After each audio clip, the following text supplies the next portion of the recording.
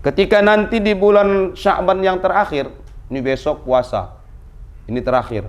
Ini banyak bapak ibu orang ajang balas dendam. Ini hari ini terakhir makan, besok nggak bisa lagi makan siang. Ini hari ini terakhir ngopi siang, besok nggak bisa lagi nih ngopi waktu siang. Akhirnya apa? Hari itu dia buat untuk memuaskan, karena besok nggak bisa lagi. Ya kalau yang puasa, kalau nggak puasa bisa aja kan? Karena kalau bulan Ramadan itu banyak manusia tanpa kepala. Ya, tengok aja di warung-warung. Adalah ibadah yang paling utama. Daerah lain. Tapi hari ini kalau pesantren nggak dibangun, kemana anak kita mau belajar agama? Wabarakatuh. Waalaikumsalam warahmatullahi wabarakatuh. Alhamdulillah. Alhamdulillahilladzi hadana lihadza wa ma kunna linahtadiya laula an hadanallah. Asyhadu an la ilaha illallah wahdahu la syarikalah wa asyhadu anna sayyidana Muhammadan abduhu wa rasuluh alladzi la nabiyya ba'dah. Allahumma salli wa sallim wa barik ala sayyidina Muhammad wa ala alihi wa ashabihi wa man tabi'ahu ila yaumil qiyamah. Faqala Allah ta'ala fi kitabihil karim, ya ayyuhalladzina amanu kutiba alaikumus siyam kama kutiba alal ladzina min qablikum la'allakum tattaqun. Sadaqallahul azim wa sadaqa rasuluhun nabiyul karim wa nahnu ala dhalika minasyahidina wasyakirin walhamdulillahi rabbil alamin. Yang kita hormati dan kita muliakan Bapak Pimpinan Kepala Bagian ya Pak? Pimpinan Kepala AIW. AIW itu saya nggak tahu. Audit Intern Wilayah. Itulah dia yang saya maksud. Mudah-mudahan Allah selalu berikan kesehatan, keberkahan, kebahagiaan dunia, keselamatan juga di akhirat. Kemudian yang saya hormati Bapak Ibu seluruh jamaah yang hadir, tak bisa saya sebutkan satu persatu. Mudah-mudahan kita yang berkumpul di majelis ini, beginilah harapan kita nanti berkumpul bersama Rasulullah di dalam surga Allah. Amin ya rabbal alamin. Bersyukur kepada Allah, salawat dan salam kepada Rasulullah sallallahu alaihi wasallam. Pertama sekali saya perkenalkan dulu diri saya. Kalau kata orang Melayu kan tak kenal maka tak sayang. Kalau tak sayang maka tak cinta. Jadi nggak akan mungkin bisa cinta kalau tidak sayang. Tak mungkin datang rasa sayang kalau kita tidak saling mengenal. Nama saya Arif Habibi Batubara. Tadi saya dikirim juga sama Bang lupa saya namanya, Bang Riki, undangannya. Ustadz, saya izin pakai panggilan UAS KW katanya gitu. Jadi nggak apa-apa Bang, saya bilang, karena memang di YouTube di mana-mana saya sering dipanggil UAS KW. Kalau di YouTube itu buka aja UAS KW, ketik UAS KW pasti mukaku yang muncul Pak. Dan itu rating paling atas. Alhamdulillah. Saingan Raffi Ahmad sama. Ya. Insya Allah saya juga bawa tim saya, sahabat dakwah saya yang ikut kemana-mana. Alhamdulillah kami sudah ke Kalimantan Timur, ke Lampung, ke Maluku, ke Riau. Bahkan 2 hari yang lalu kami baru pulang dari Batam. Insya Allah nanti bulan Mei kami ke Batam lagi dan bulan 6 ke Kalimantan Barat. Ini kenapa bisa seperti itu?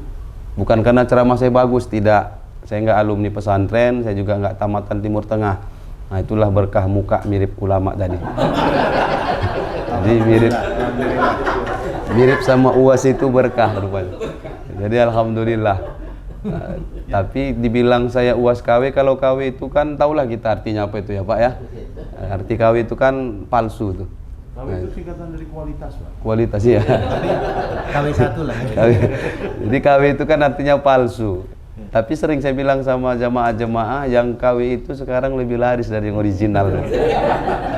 Karena sama kayak Android handphone ya kan, ada yang KW ada yang ori. Pasti yang lebih laris itu yang KW kan. Ya. Yang KW itu lebih laris kenapa tuh, Pak? Lebih terjangkau. Maksudnya Gampang Iya. Saya baru inilah dapat kalimat yang agak lembut. Biasanya kalau saya tanya jemaah kenapa yang KW lebih laris, lebih murah kata mereka. Tapi ini ini agak santun dikit, lebih terjangkau ya. Masya Allah, berarti jaringannya luas ya Pak ya. Alhamdulillah. Ya, saya juga keliling-keliling itu berkah itu. Karena saya katakan orang terkenal itu bisa disebabkan 3 hal. Pertama, orang terkenal itu ada karena nasab, karena keturunan. Anak pejabat itu terkenal karena ayahnya pejabat. Anak ustadz, anak kiai, anaknya terkenal itu karena ayahnya seorang ulama, kiai ataupun ustadz. Nah, itu karena nasab. Yang kedua karena nisab. Nisab itu apa? Harta. Orang terkenal karena hartanya. Jadi orang kaya itu mudah terkenal, apalagi dia dermawan. Pertama karena nasab, yang kedua karena nisab, yang ketiga karena nasib. Jadi nasab, nisab, nasib. Nah, itulah yang menyebabkan orang terkenal. Jadi saya ini terkenalnya karena nasib aja. Alhamdulillah. Kebetulan juga sama Tuan Guru Ustadz Abdul Somad, saya satu marga kan, sama-sama Batubara juga. Dan beliau lahir di Asahan, saya lahir sebelah Asahan. Jadi kalau saya pulang kampung, saya lewatin kampung beliau itu di desa Silau Laut. Itu saya lewatin, karena saya lahir di Kabupaten Labuan Batu Utara. Tapi lebih dekat saya jalan itu dari Kabupaten Asahan. Karena kalau mutar dari Aikanopan itu terlalu jauh. Kampung saya itu adalah orang-orang yang paling cinta tanah air. Saking kan cintanya kami dengan tanah air, jalan kami pun tanah berair. Nah, itulah kami orang-orang cinta tanah air. 15 kilo jarak yang ditempuh, tapi waktunya sampai 5 jam. Jadi 15 kilo nempuhnya 5 jam. Jadi itu dahsyat juga. Ya Bapak bayangin aja lah, aku malas lagi bayanginnya. Udah tiap tahun kalau mau pulang kampung bayangin itu terus. Belum mau pulang nih, mau ziarah Ramadan, mau pulang ke kampung udah mikirin jalan lagi. Karena mau Ustaz senasib dengan Ustaz Sadam. Ustaz Sadam Husain ya. Dia Tanjung Ledong kampungnya. Jaraknya cuma 30 kilo tapi 5 jam. Tanjung Ledong. Iya. Saya juga dari Tanjung Ledong. Saya juga Ustaz Hana. Hah?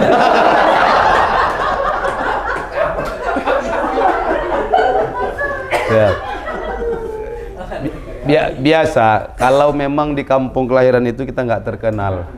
Karena kalau Nabi itu juga di Mekah lahirnya kan diusir dia dari kampung kelahirannya. Jadi kalau kita nggak dianggap di kampung sendiri, itu udah fitrahnya. Rasulullah juga begitu. Bahkan Rasul diusir, ya. Jadi maklum bang. Tapi abang di Tanjung Ledong di mana? Mungkin abang pedalaman kali.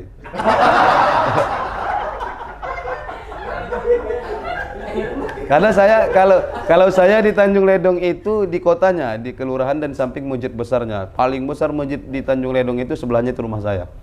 Saya di mana BRI situ. Oh berarti abang yang BRI-nya itu jalan mau ke pelabuhan. Ya, rumah saya nggak dekat, itu yang depan BRI ada warung kopi itu Pak Cik saya.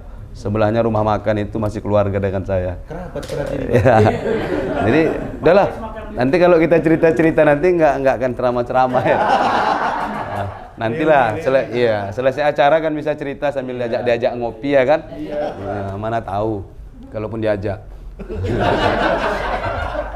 Jadi Bapak Ibu yang langsung maupun lewat via Zoom ya, mudah-mudahan pertemuan kita hari ini adalah pertemuan yang diberkahi oleh Allah Subhanahu wa taala, pertemuan yang diridhoi dan dirahmati oleh Allah. Saya nggak lama-lama karena daya tangkap otak manusia ini 40 menit sebenarnya. Lebih dari 40 menit udah agak error-error dikit itu. Jadi 40 menit pertama itu sami'na wa ata'na, dengar dan taat. Masuk 40 menit kedua sami'na wa ngantukna. Dengar tapi sambil ngantuk dikit ya kan. Masuk 40 menit ketiga sami'na wa ngorokna. Nah, nggak tahu kita dia khusyuk, tunduk, ya mungkin khusyuk tapi kadang-kadang bukan khusyuk, bahkan ngantuk. Ya kita sangka khusyuk tapi sudah berlayar sampai ke Pulau Rempah sana. Ketika mau masuk bulan suci Ramadan. Bulan suci Ramadan ini kan tamu yang datangnya setahun sekali. ketika kita diberikan kabar oleh sahabat yang mungkin lama tak berjumpa, dia mau datang ke rumah kita, mau bersilaturahim. Saat kabar itu kita terima, yang kita lakukan saya yakin dan percaya pertama adalah kegembiraan. Ini kawan lama nih, udah lama nggak jumpa. Yang kedua, kalau dia katakan dia mau nginap di rumah kita, oh fasilitas kita siapkan. Tempat tidur, kamar dibersihkan, pewanginya dibeli, diganti, AC-nya diservis, kulkas diisi, semua kita siapkan fasilitasnya. Ya kita yang menyiapkan fasilitas. Kenapa? Karena tamu ingin datang ke rumah. Tapi Ramadan beda. Ramadan itu dia datang sebagai tamu, dia yang menyiapkan fasilitas buat kita. Biasanya kalau kita kan tamu itu yang kita siapkan fasilitas, tuan rumah yang menyiapkan fasilitas. Tapi Ramadan tidak, dia datang sebagai tamu, dia yang menyiapkan fasilitas buat kita. Apa fasilitas itu?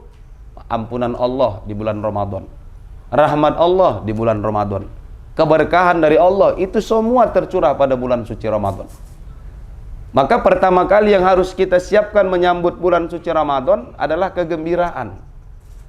Orang yang gembira ketika datangnya bulan suci Ramadan, inilah tanda sebenarnya orang yang beriman.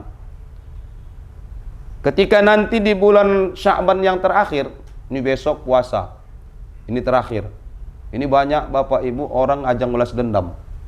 Ini hari ini terakhir makan, besok nggak bisa lagi makan siang. Ini hari ini terakhir ngopi siang, besok nggak bisa lagi nih ngopi waktu siang. Akhirnya apa? Hari itu dia buat untuk memuaskan, karena besok nggak bisa lagi. Ya kalau yang puasa, kalau nggak puasa bisa aja kan? Karena kalau bulan Ramadan itu banyak manusia tanpa kepala. Ya, tengok aja di warung-warung, kan tertutup, lewat kaki aja yang nampak, kepalanya nggak ada. Nah, itu banyak di bulan Ramadan. Saya bilang kalau di bulan Ramadan itu banyak manusia siluman yang keluar. Nah, yang pertama kegembiraan, yang kedua apa? Yang kedua itu ketika bulan bersih, bulan suci datang, saya yakin ketika ada rumah yang bersih, sudah lantainya dipel kilat, tiba-tiba datang orang mau masuk kakinya kotor, kira-kira diizinkan nggak masuk? Nggak mungkin diizinkan. Boleh dia masuk, boleh, tapi bersihkan dulu tuh kakinya. Berarti kalau bulan Ramadan itu bulan suci, kita mau masuk nih ke bulan Ramadan, yang pertama berarti bersihkan dulu diri kita. Bersihkan dulu. Kenapa? Karena diri kita ini mungkin dalam setahun ini banyak melakukan kemaksiatan. Kalau dosa sama Allah enak, dosa sama Allah enak. Cukup istighfar, taubatan nasuha, Allah ampuni dosa-dosa kita. Tapi kalau dosa sesama manusia sebelum kita minta maaf, ini nggak diampuni Allah dosa kita. Nah inilah beratnya dosa sama manusia. Kalau sama Allah mudah. Nanti malam nangis saja istighfar. Betul-betul minta ampun sama Allah, nyesali perbuatan, dan berjanji nggak akan mengulangi lagi, itulah taubat nasuha. Tapi kalau sama manusia nggak bisa. Tetap harus minta maaf dulu. Makanya nanti kalau masuk bulan Ramadan banyak orang kena stroke. Ntar lagi kalau mau masuk bulan Ramadan banyak kena stroke. Tengok aja nanti SMS WA masuk. Mulut tak bisa berbicara, tangan tak bisa bergerak, kaki tak bisa melangkah, kan stroke itu. Hanya pesan inilah yang kusampaikan kan. Iya itu orang stroke, kaki nggak bisa melangkah, tangan nggak bisa bergerak katanya, mulut nggak bisa berbicara. Ini orang kena stroke semua kalau sudah mau bulan Ramadan. Nah, lewat via WA aja, malas ngetik. Kadang-kadang yang pesan kita kirim, balik lagi pak. Rupanya itu aja pesan tuh diputar-putar. Bagikan ke grup ini nge-share ke grup sana nge-share ke grup yang ini. Itu aja tuh kalimatnya. Maka sebaik-baiknya apa ya kita datangin, minta maaf. Apalagi momen seperti ini. Momen seperti ini yang kita berjumpa hari ini, alhamdulillah, walaupun lewat via Zoom yang di sana kan nengok-nengok wajah kita. Ya, orang tuh nengok kita nggak mungkin nengok orang tuh terus kan. Ya karena kan orang bapak ibu kan lihat saya. Kalau mereka lihat kita kan, dan saya juga nggak mungkin liatin mereka. Mereka pun bingung. Mereka lihat saya lihat ke atas. Coba lihat di tampilan kan saya lihat ke atas tuh. Nggak depan-depanan. Nah, tapi kalau video call kan depan-depanan. Saya nggak ngerti nih. Ini kalau dipencet mana nih saya nggak ngerti. Inilah canggihnya dunia sekarang. Dari jauh pun bisa kita duduk sama di majelis ilmu. Apakah tergolong majelis ilmu? Tergolong majelis ilmu. Saya juga sering kajian-kajian, mendengarkan kajian Kiai Idrus Romli, kajian Buya Yahya, kajian UAS. Bahkan saya ngaji kitab Al-Wafi, syarah dari Arba'in An-Nawawiyah, itu 42 hadis, itu dari Ustadz Abdul Somad, saya khatam tapi lewat via YouTube. Saya ikutin terus sampai 42 minggu, satu minggu satu hadis, satu minggu satu hadis, saya ikutin terus sampai habis. Alhamdulillah hanya lewat YouTube. Nah, inilah manfaatnya kecanggihan-kecanggihan teknologi yang hari ini yang diantarkan kepada kita. Bapak Ibu, orang-orang tua saya, sahabat-sahabat saya, abang dan kakak yang dimuliakan oleh Allah Subhanahu wa taala, itu yang pertama, ayo bersihkan dulu diri kita. Ini diri kita ini banyak kotornya. Pada suami, istri, sama pimpinan sama anggotanya, banyak nih, nggak terlepas kita dari buat kesalahan. Yang punya istri, banyak nggak dosanya suami sama istri? Banyak nggak, Pak? Banyak kan, sering nokohi bini kita kan.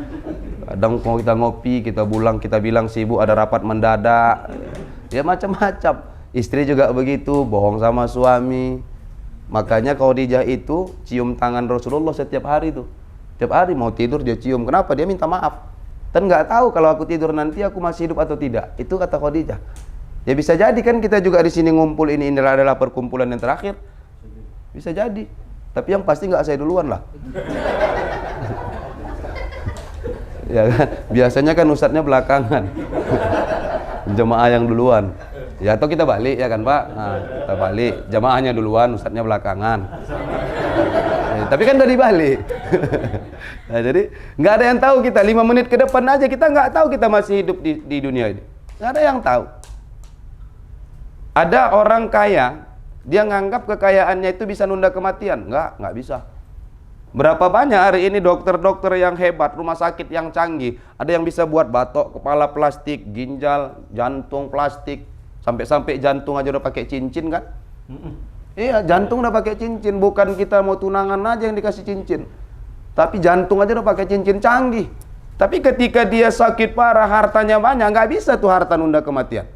Kalau harta ini hari ini bisa menunda kematian, mohon maaf, Qarun itu paling kaya. Qarun paling kaya, saking kan kayanya Qarun, periuknya sampai ke tembung, Pak.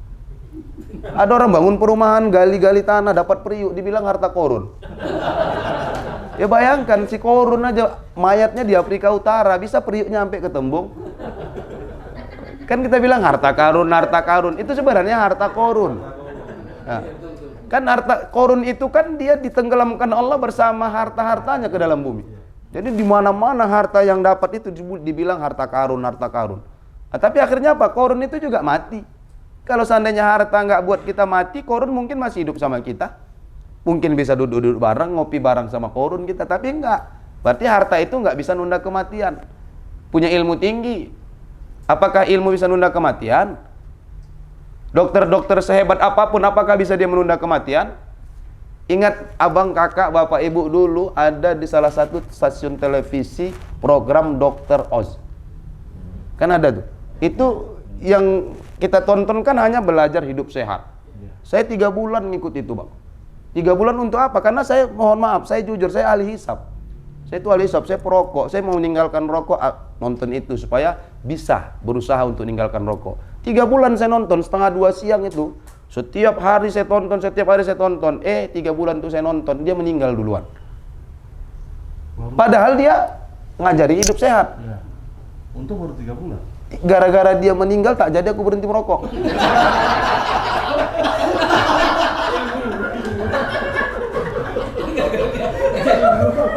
Iya, artinya apa? Rokok itu sebab. Ya ada orang nanya, Ustadz kalau di surga nanti ada rokok. Saya bilang di surga semua ada. Kalau rokok ya ada di surga rokok, cuman kan apinya di neraka kan. Ya masangnya ke neraka dulu lah berarti. Jadi hidup ini begitu, kita nggak tahu. Ilmu nggak bisa nunda kematian. Jabatan Fir'aun udah banyak bukti kok. Kurang apa lagi tingginya jabatan Fir'aun? Sampai-sampai dia ngaku Tuhan, apa yang dia inginkan semua bisa dia dapatkan, tapi juga Allah matikan. Bapak Ibu, itu Fir'aun yang kita tahu kan matinya di mana? Di Laut Merah. Ketika mengejar Nabi Musa. Begitu Nabi Musa dan pasukan lewat, Fir'aun ditutup itu sungai Laut Merah sama Allah. Tapi sebelum kejadian itu, penyebab kematian Fir'aun itu bukan sebenarnya Laut Merah itu kembali tertutup, tidak. Sebelum sakaratul mautnya, seekor lalat masuk ke kupingnya Fir'aun. Lalat itulah yang membunuh Fir'aun. Bayangkan, raja sehebat Fir'aun hanya bisa dibunuh dengan seekor lalat. Ini menunjukkan kekuasaan tidak bisa menunda kematian. Sehebat apapun, ustadz, sealim apapun, jubahnya mau panjang, nggak bisa. Karena, ini mohon maaf, itu hanya... Ya kan yang saya bilang fakta, tebal, mau setebal apapun. Ada ulama yang tebal, jenggotnya panjang, nggak bisa nunda kematian. Ya kita buktikan aja. Kematian itu ada 3 yang dirahasiakan oleh Allah. Pertama apa? Al-makan. Apa itu? Tempat di mana kita meninggal, itu rahasia Allah. Kita nggak akan pernah tahu di mana kita wafat. Kalau seandainya saya tahu saya meninggalnya di Medan, saya nggak akan mau main ke Medan. Saya di Tembung aja. Keluar Medan, karena rumah saya dekat tuh, Titi Sewa perbatasan Medan dan Deli Serdang. Kalau sempat saya tahu meninggalnya saya di Medan, udah mau masuk Titi Sewa, saya balik lagi. Oh Medan, nanti meninggal saya. Kan kita nggak tahu. Yang kedua apa? Az-zaman, waktunya kapan? Hari ini, besok, lusa, bulan depan, minggu depan, kita nggak tahu. Itu rahasia Allah. Yang ketiga asbab. Rokok itu tadi bukan mematikan, tapi rokok adalah sebab mendatangkan kematian. Kalau tidak dikasih Allah sebab, malaikat Israel protes. Malaikat Israel protes. Karena malaikat Israel kan tugasnya mencabut nyawa. Tukang cabutin nyawa manusia. Nanti malaikat Israel malaikat yang paling dibenci manusia. Dia ngadu sama Allah, ya Allah, aku masa tukang cabutin nyawa manusia, nanti manusia ini protes benci sama aku. Udah Israel, kau nggak usah mikirkan masalah manusia itu benci sama kau. Yang perlu kau cabut aja nyawanya. Sebabnya biar aku yang kasih, kata Allah. Makanya Allah kasih sebab-sebab kematian. Ada yang sakit, ada yang kecelakaan, ada yang sholat, ada yang lagi baca Quran, ada yang pesawat jatuh, macam-macam itu sebab semua. Ya mudah-mudahan kalaupun kita mati dalam keadaan husnul khotimah. Amin. Cepat kali ngaminkan mau mati apa gimana? Ya, jadi iya, mudah-mudahan insya Allah. Kita nggak tahu, mati nggak perlu ditakuti. Yang perlu ditakuti itu adalah kehidupan setelah kita mati. Mati habis cerita, nggak bisa ibadah. Tapi nanti setelah mati kita akan dihidupkan kembali. Di situ yang perlu kita takuti. Kenapa? Di situ pertanggungjawaban kita. Kita dibawa ke mahkamah Allah, di pengadilan Allah, pengadilan yang paling adil. Nggak ada pengacara hebat di dunia yang bisa lari dari pengadilan Allah. Pengacara kita apa? Pengacara kita itu amal ibadah. Itulah pengacara kita. Kalau ada kita dulu pernah baca Quran, sholat rajin, sedekah, infak rajin. Itulah jadi pengacara. Itulah yang akan membela kita. Maka di bulan Ramadan ini ketika mau masuk, ayo kita persiapkan diri kita, hati kita bersihkan dari apa? Dari segala dosa. Banyak taubat kepada Allah, kemudian banyak meminta maaf.